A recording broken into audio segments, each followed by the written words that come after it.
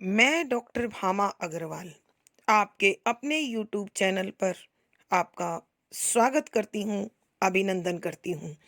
आइए प्यारे बच्चों, आज हम धर्मवीर भारती द्वारा रचित कविता फूल मोमबत्तियाँ और सपने का अध्ययन आरंभ करते हैं। इस कविता को सरल और सहज बनाने के लिए हमें सर्वप्रथम निम्नलिखित स्मरणीय बिंदुओं को ध्यान में रखना चाहिए। नंबर 1, यह कविता डॉक्टर धर्मवीर भारती द्वारा रचित है। नंबर 2, धर्मवीर भारती प्रगतिवादी काव्य धारा के एक सशक्त हस्ताक्षर है। नंबर 3, यह एक प्रतीकात्मक कविता है जिसमें फूल जीवन के उल्लास का, मोमबत्तियां प्रकाश की और सपने जीवन की अस्थिरता के प्रतीक हैं। नंबर 4, यह कविता दार्शनिक विचारधारा और सामाजिक अनुभूतियों पर आधारित है। नंबर 5, मानव जीवन बड़ा विराट और व्यापक है। इसमें हर्ष और विषाद के अनेक भाव भरे रहते हैं। नंबर 6, मानव कल्पनाओं से आनंद और यथार्थ से संघर्ष करता हुआ अपना जीवन जीता है। नंबर 7, जब जब दर्द गहरा होता है तब तब वह ज्योति बन जाता है, अर्थात दर्द की अधिकता मनुष्य को अनुभव देती है और अनुभव नए रास्ते खोल देता है। नंबर 8, कविता के अनुसार निराशा, असफलता मानव को नई शक्ति, नई ऊर्जा और नए अनुभव प्रदान करते हैं।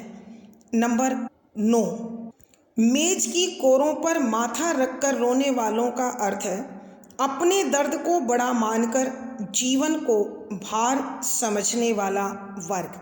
नंबर 10, संसार का एक भी जीव पीड़ा रहित नहीं है। पीड़ा का कारण, प्रकार और उनका समाधान अलग अलग हो सकता है। नंबर 11, हर जीवन में प्यार और दर्द शामिल होते हैं। मनुष्य अपने अपने दर्शन और विचारधारा के अनुसार उनका अनुभव कम या अधिक करता है। तो आइए बच्चों, अब हम कविता के पदों की व्याख्या आरंभ करते हैं।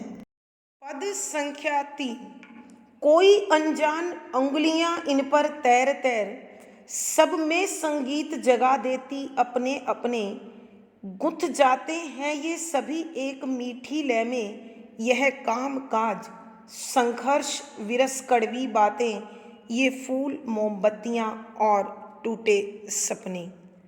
प्रसंग, प्रस्तुत पद हमारी हिंदी की पाठ्य पुस्तक समकालीन हिंदी कविता में संकलित प्रगतिवादी कवि डॉक्टर धर्मवीर भारती द्वारा रचित कविता फूल मोमबत्तियां और सपने से लिया गया है।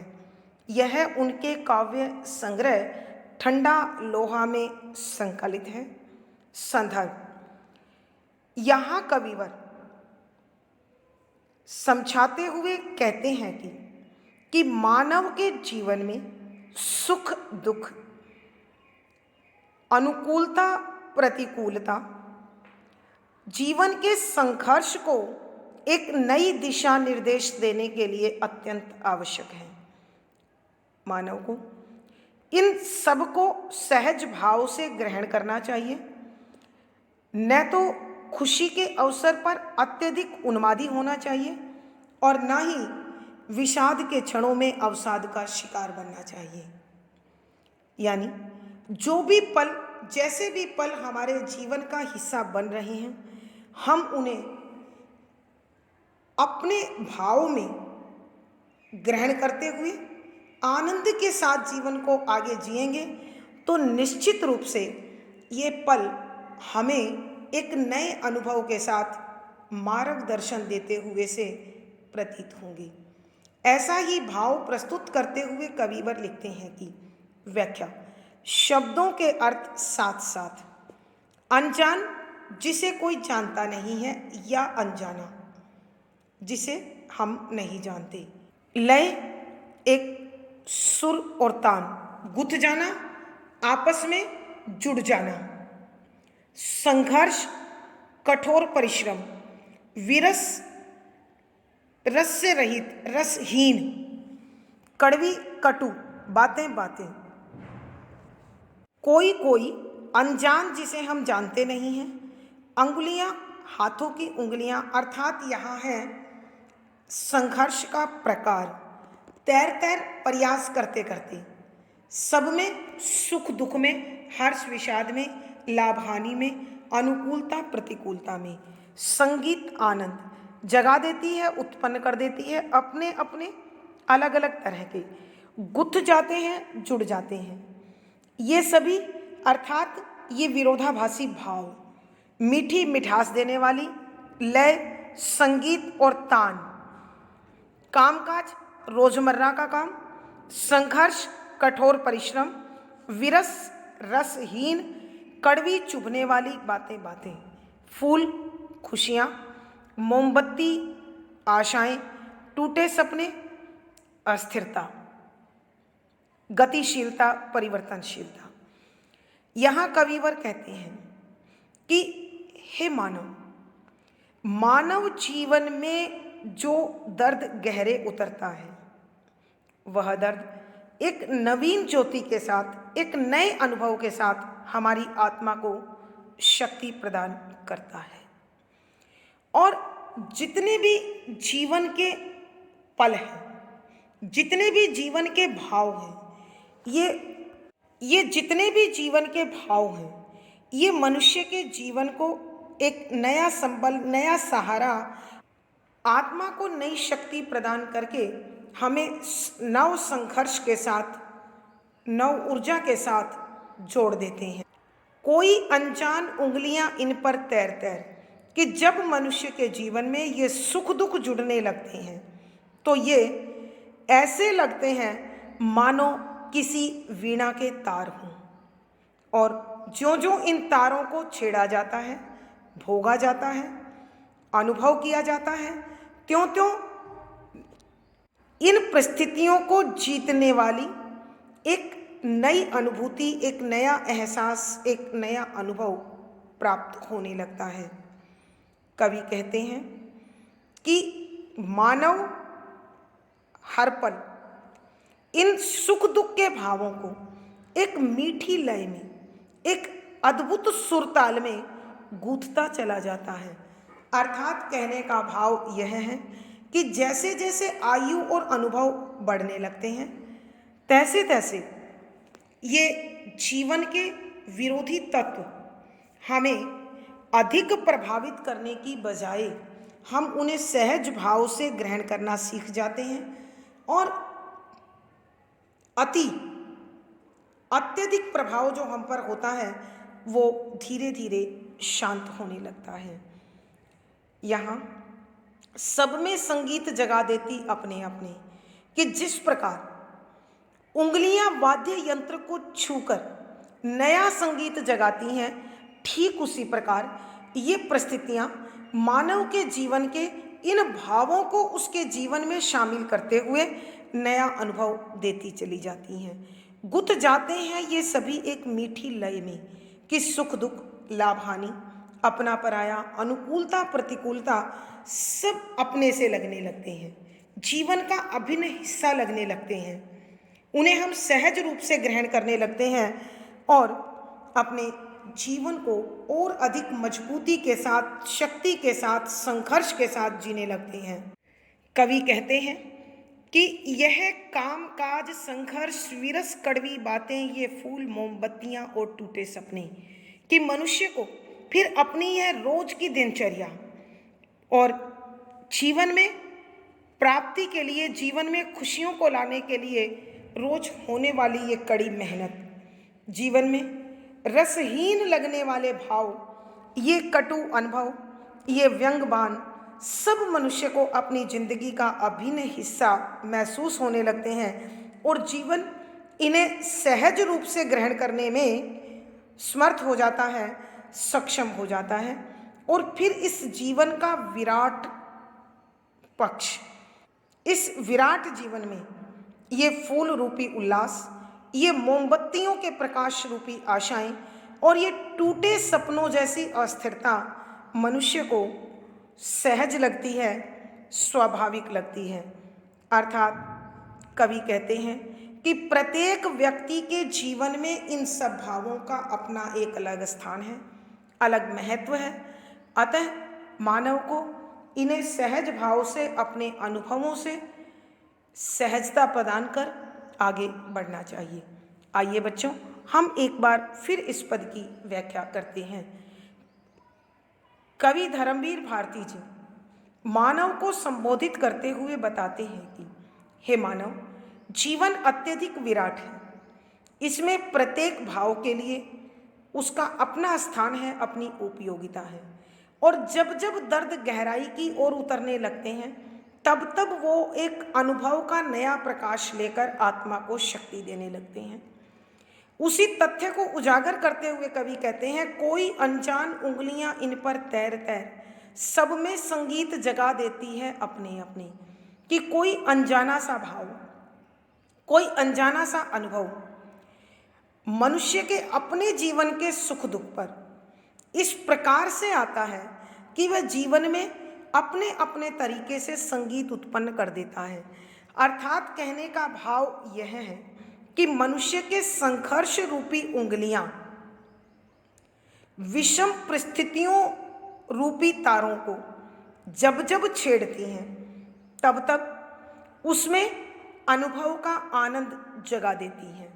गुंथ जाते हैं ये सभी एक मीठी लय में कि जीवन के जो विरोधाभासी तत्व हैं, अर्थात जो सुख दुख हैं, जो आनंद विषाद हैं, जो लाभ हानि है, जो संघर्ष और आराम है, जो मीठी और कड़वी बातें हैं, जो अनुकूलता और प्रतिकूलता है, ये सब एक लय में, एक माला में जुड़ते से, गुथते से महसूस होने लगते हैं। यह कामकाज, संघर्ष, विरस, कड़वी बातें, ये फूल, मोमबत्तियां और टूटे सपने कि कवि कहते हैं मानव जीवन इतना अधिक विराट है कि उसमें ये रोजमर्रा की दिनचर्या, इन जीवन के लक्ष्यों की प्राप्ति के लिए करने वाली कड़ी मेहनत, जीवन की रसहीन बातें, जीवन के अनेक कटु अनुभव मनुष्य के जीवन का अभिन्न हिस्सा है।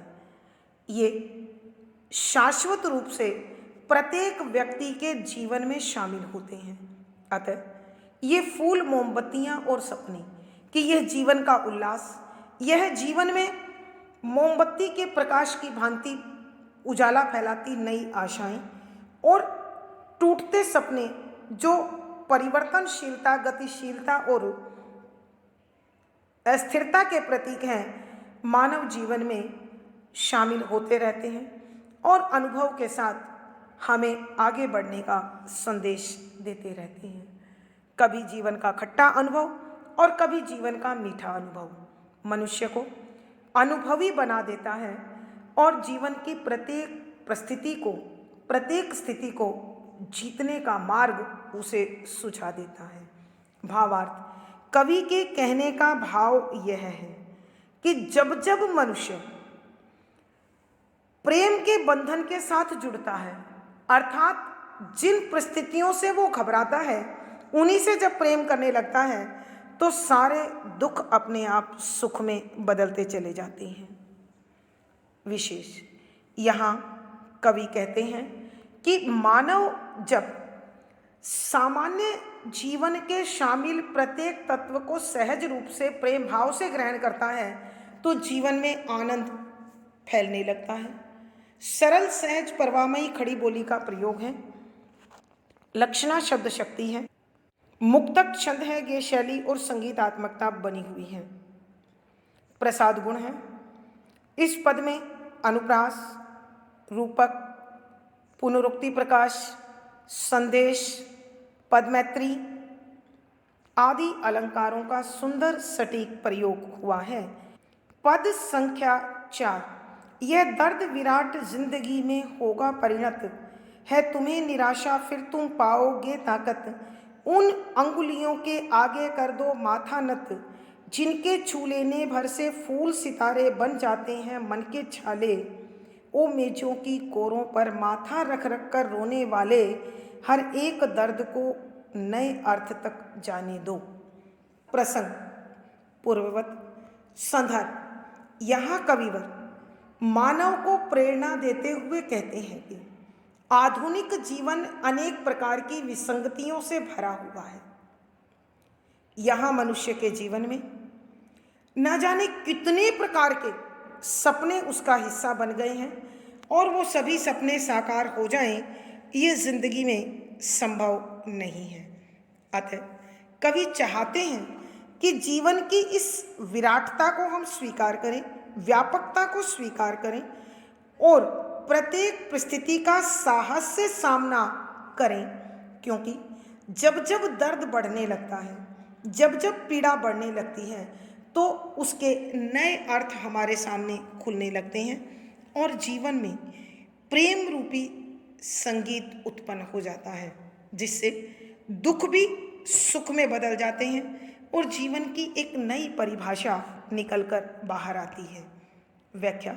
शब्दों के अर्थ साथ साथ यह दर्द अर्थात मानव के खोने का दर्द, सपनों के टूटने का दर्द, उपलब्धियों के प्राप्त न होने का दर्द, असफलताओं का दर्द, विराट बड़ा जिंदगी जीवन परिणत बदल जाता है, निराशा आशा से रहित, ताकत शक्ति, अंगुलियां अनुभव रूपी उंगलियां, माथा मस्तक नत झुका दो, छू लेने भर से कि जब जब अनुभव प्राप्त होते हैं और उन अनुभवों से मार्गदर्शन मिलता है, तो मन की जो पीड़ा है, सितारे अर्थात आकर्षक वस्तु, प्रेरणादायी वस्तु, मन के छाले, मन की पीड़ाएं।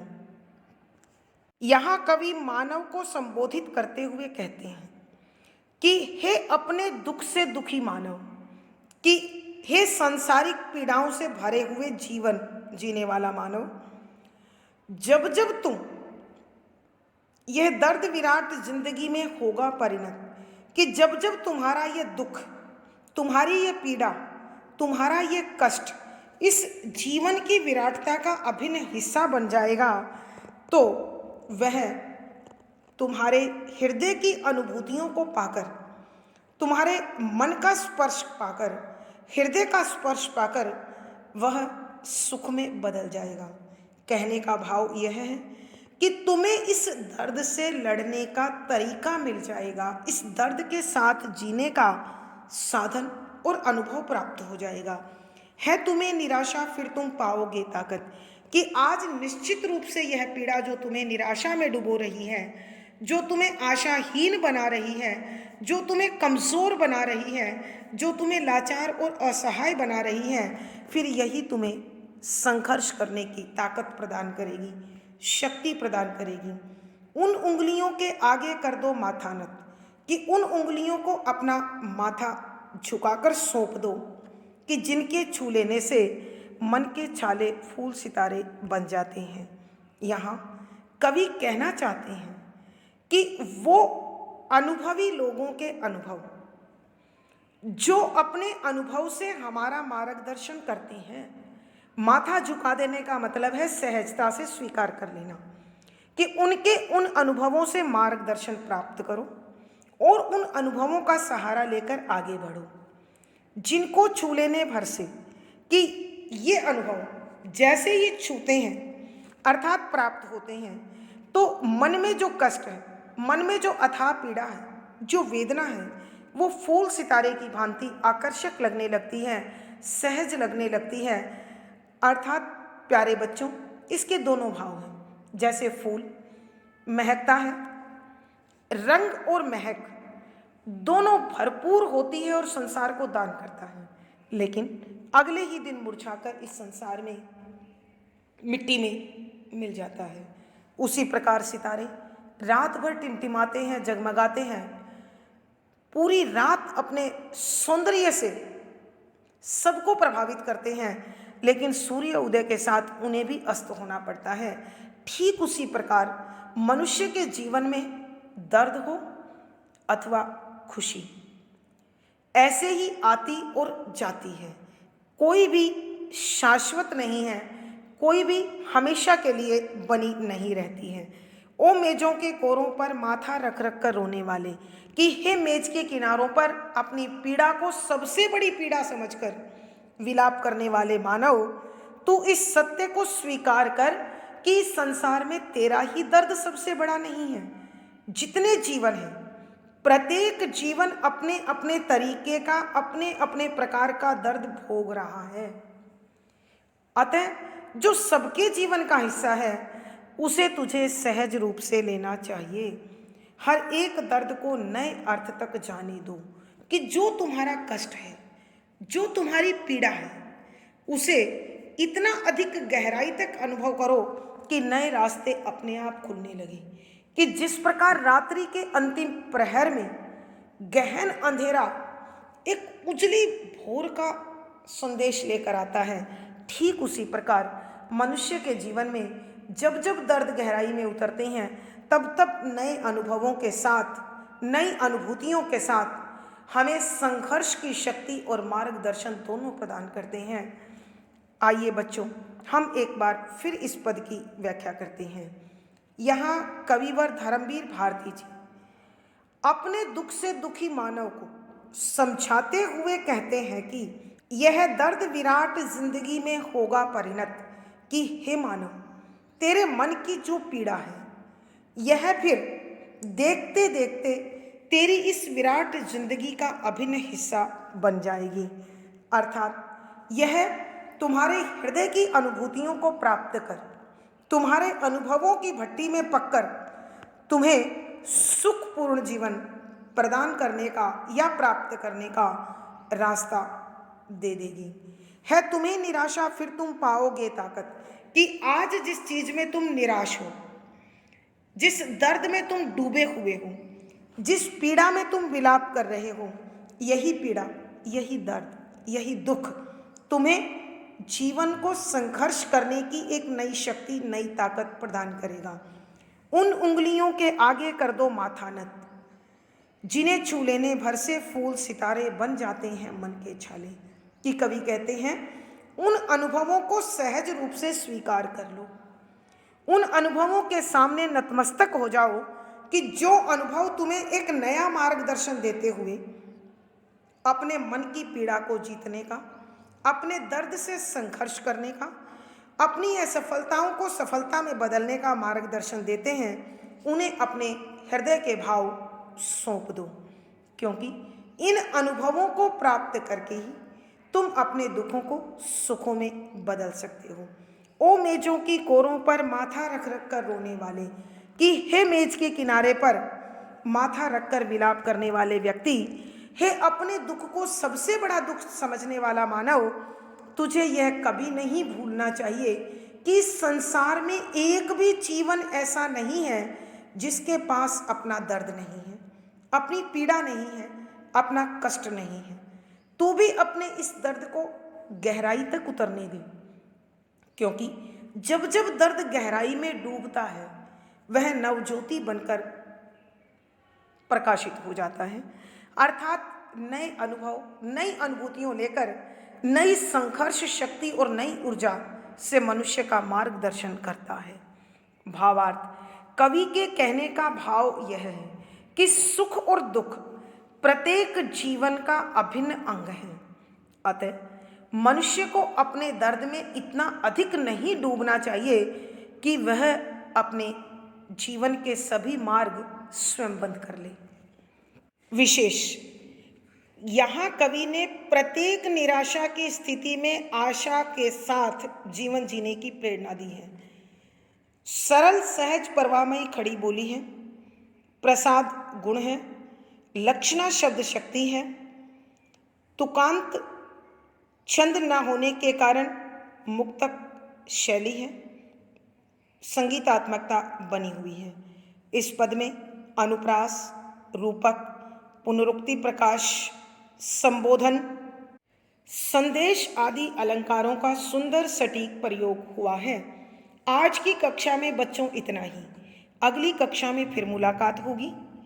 पिछली वीडियो का लिंक आपको डिस्क्रिप्शन बॉक्स में मिल जाएगा। आशा है पढ़ा गया विषय आपको समझ आ रहा होगा। अपने भाव व विचार कमेंट बॉक्स में लिखें। वीडियो को लाइक करें, शेयर करें और चैनल को सब्सक्राइब करें। आपका दिन और जीवन मंगलमय हो, इसी शुभकामना के साथ आभार, धन्यवाद।